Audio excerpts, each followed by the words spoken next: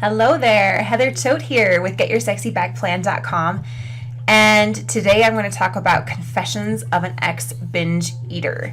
And I've actually started this video several different times in an attempt to record it, but I found it to be a lot harder than what I thought it was. And it just kind of brings up a lot of really difficult, emotions. But I feel that it's a pivotal part of my story, and that I know there are many, many, many other women and men that struggle with this issue as well. And although I'm not a complete master of it, I have come so far from where I used to be. And so I feel like if this could even help just one person, like if I could go back to my own self 10, 15 years ago and offer these insights on what I've learned, then that would be worth it. That would be worth it if it could even help one person. So I'm just going to allow myself to be really vulnerable and kind of share with you a little bit about my story and my journey with my health and with binge eating, and kind of how I've come to a healthier, happier place now. So I guess going way back to the very beginning, when I was a little child and a young teenager,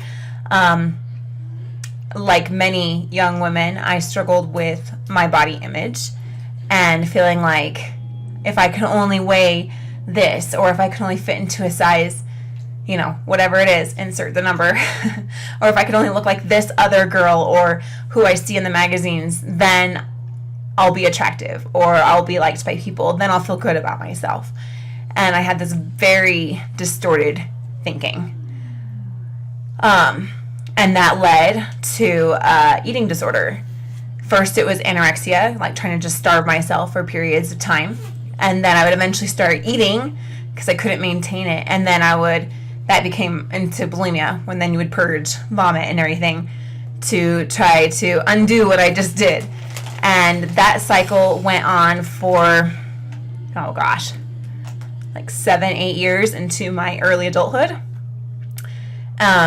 And it kind of got worse and worse as I got older, because I got more ingrained in this really cyclical thinking, and kind of trying to punish my body into fitting what I thought was the right version of beauty, or the right version of attractiveness, and the role that I should fit. And I let that really consume a good amount of my life. In the time since then, I've learned to release a lot of that, learned to heal, and went through some therapy for the eating disorder, and got to a better place with that. But one thing that would linger is it kind of evolved into this stringent dieting, thinking that, okay, I'm not going to have any sugar, I'm not going to have any processed carbs, I'm going to only have 1,200 calories, and I'm going to do this for a month, and then I'm going to weigh, like, I've calculated out, like, by this day I'll weigh this, and by this day I'll weigh this, and like all my benchmarks. And then I would slip up on the diet, and I would just like go crazy, because whether it was emotional reasons or physical, because I was literally not eating enough to maintain a good, healthy body, then I would just start shoveling it in. And it was usually sugar, it was usually carbs, but kind of like my go-to foods. Ice cream and cookies and chocolate. Oh, chocolate. I could eat so much chocolate. It's not even funny.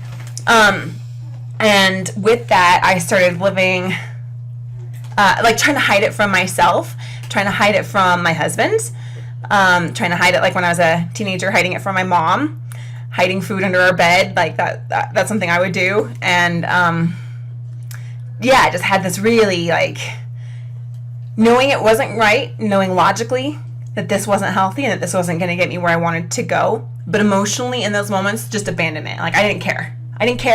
I just wanted to feel good. I just wanted that sugar rush. I just wanted to feel comforted.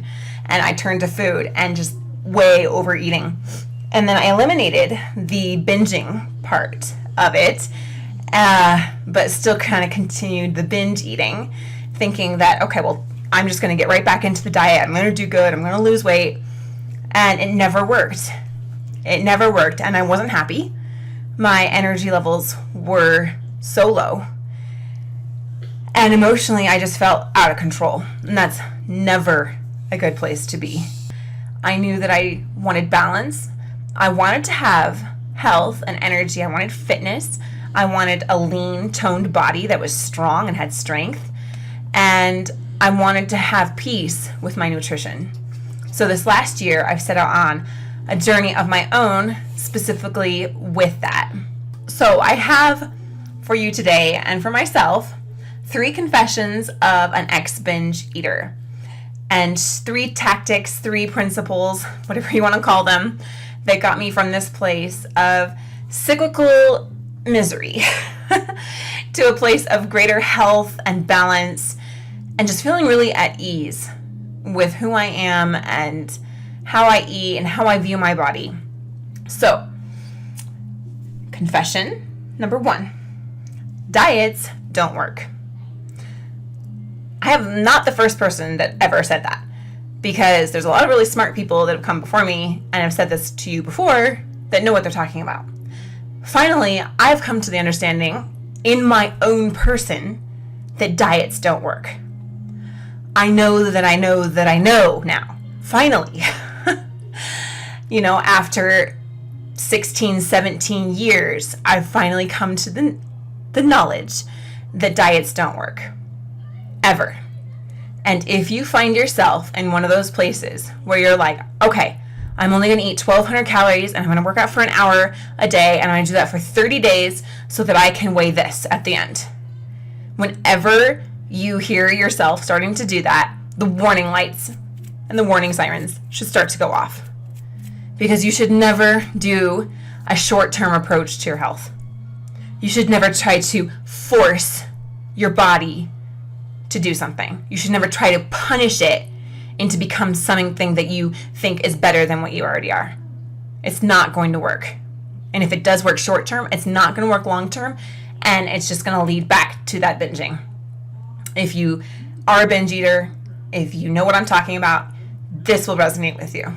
Because how many times have you started to do something only to fall off, completely blow it, when you're eating everything in the freezer, everything in the cupboards, going out and buying food that you know you absolutely should not be putting into your body and consuming in just like extreme amounts. And then the next day, what do? You go back on the diet.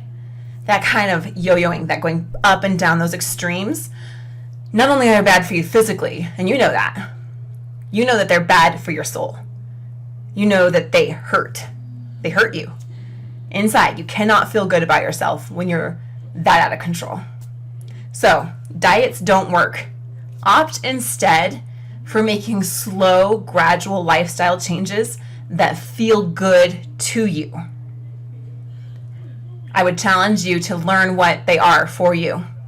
Not do it because this book says it's a way to do it, or because I say it's to do it, or anyone else says to do it. Cover of a magazine says this is how you should do it. Find what works for you and stick with it. If you make those day-to-day changes and do it on a very gradual basis, you will slowly adopt a healthier way, a healthier lifestyle, and it will become ingrained in who you are. It will feel right. You will feel self-controlled. So set smaller goals. Smaller lifestyle improvements. Maybe it's drink 1 glass of water more today than you did yesterday if you're not a big water drinker. Maybe it's to do a 15-minute strength workout once a week instead of, I'm going to work out 60 minutes every single day, which I don't think you should do it anyway because that's overtraining. We'll talk about that later. But set a small goal. I'm going to walk 5 minutes today at lunch. 5 minutes. You put it on your vision board, your intention, you put the goal out there and you do it. At the end of the day, you reward that. And you build upon those small wins, and those small victories over time will lead to great results. Confession number 2 is to find out what is driving your compulsion. If you're like me and you're in that state, your emotions are just so high that you're not thinking very well at all. And with that emotion, you're looking for some kind of release. You're looking for some healing, some comfort. So my challenge to you is to become cognizant when you feel all that emotion building up, to stop and write out on a piece of paper what is happening to you, what you are feeling. I love to keep these kind of notepads around the house. And I'll just take a few minutes and say, I feel so anxious. Insert the blank, the blank there. I feel so mad. I feel so lonely. I feel so rejected because, and then just write and write and write and write and write and write and write. And write out all the reasons and all the feelings. Get them all out. Get out every single thing that is making you feel that way. And every single negative, ugly thought that you might have. I'm so lonely. They'll never love me. They are always laughing at me. They're waiting for me to fail. I am failing. Look at what I did. I didn't do this. I didn't do that. And I'm never going to do this. And he said this. And she said that. And my mom was right. And da-da-da-da-da-da. And I love my mom, by the way. And then don't write anything positive on this list at all. Then what you're going to do with that is you're going to identify what is driving your emotional state. Then you take this list, you rip it up, you burn it, you crumple it up, you throw it away. And that's telling your brain, I don't want anything to do with this. This is where I was, and I'm done with it. So you get it all out, and then you say, I'm done with that. No way. You know what the real problem is now. Often, we're not even aware of what it really is. For me, it's often anxiety. I feel so anxious because I have this coming up and this coming up, and there's not enough time, and the kids are doing this, and I didn't do good on this yesterday, and my diet was messed up the other day, and all these things. And I just get it out, and I'm like, okay, that's why I was driven to go eat that whole candy bar. Like, that's why I want to go in the kitchen right now, and I just want to eat it. It has nothing to do with the candy bar. It has nothing to do with cravings. Cravings, sure, like sometimes I have a craving, but usually it's a craving for a good thing now, not a bad thing. That's not a craving. That's an obsession. That's a compulsion. That's a binge. Warning light, it's going to happen. And so what you need to do in that moment is identify what it really is and then address that thing. So the other day, for example, I really wanted to go eat some cookies that I bought for the kids with the intention that it was just for the kids and I wasn't going to eat them because I don't need that stuff. I don't normally want it. But in this moment, I really wanted it. And I was like, oh, why am I so driven to eat these cookies? So I did that. I got out my paper and I wrote on. And I realized I was feeling a high amount of anxiety based upon some of the other projects in my life. And so once I realized that, I realized I need to do some self-nurturing here. I need to do some prioritizing of these activities. I need to do some delegation. I need to remove some of these off my plate, whatever it is. And I took those actions, and guess what? The compulsion to go binge was gone. It was gone. Because I'd solved what was really going on inside instead of ignoring it. I think so often, like, we're afraid to get it out. We're afraid to even admit that there's a problem. So we don't go there. I'm challenging you to go there. Because that's going to lead to the healing that you need so that you stop the compulsive binge eating. So I hope you stay with me on that one. And I hope that it's of value to you. Okay, confession number 3, the third thing that I've learned as being an ex-binge eater is this. Nurture yourself whole. Nurture yourself healthy. Love yourself thin. For so much of my life, even up until the recent past, I've almost tried to punish my body into fitting the mold that I wanted it to. I thought that if I only just do this, this, and this, and this, which were actually really not fun at all. Like, if I go on this really restrictive diet and I only have like 1,400 calories and this is how it's all broken down and I don't have any cheats at all, then I can be this that I want to be. And it really, really doesn't have to be that way. It doesn't. Being healthy and being fit should be a happy thing. We were designed to be creatures of happiness and joy and radiating love and goodness.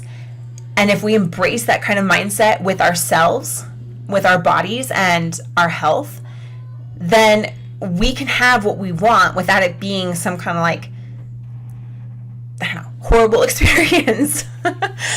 Because that's kind of what it was. It was like all these like crash diets or really strict diets where you're cutting out things and you're like being like so about it. That's not a happy way to be. I envision myself being healthy and in a fit, strong body, eating foods that nourish me, that give me health and energy and vitality. And I look at what the foods I eat, and I eat very healthy, healthy is a relative term. very clean. I eat a lot of protein and a lot of fruits and vegetables, and I look at these foods that make me feel so good. And I have found great release and freedom in nutritional cleansing that is freeing my body of the toxins and all the junk that I've just put into myself over the years. Finding a nice, beautiful, clean way of being that gives me energy and nourishes my body. It makes me feel strong. It is such a blessing. And I know that I'm doing something good for myself. I view it as a gift for myself and not a punishment. It should never be a punishment. It should never be some kind of quick fix for a long-term problem. You need a long-term solution for long-term life and long-term health. So I give these 3 confessions to you from the love in my heart, and I give them to you with great respect and with love for where you are at in your journey. Please share with me if they've been useful to you.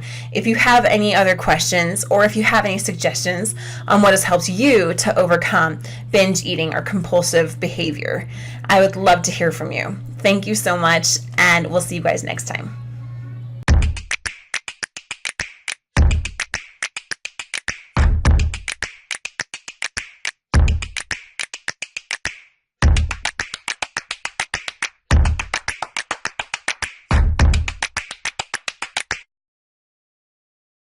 Control, and that's never a good place to be, ever.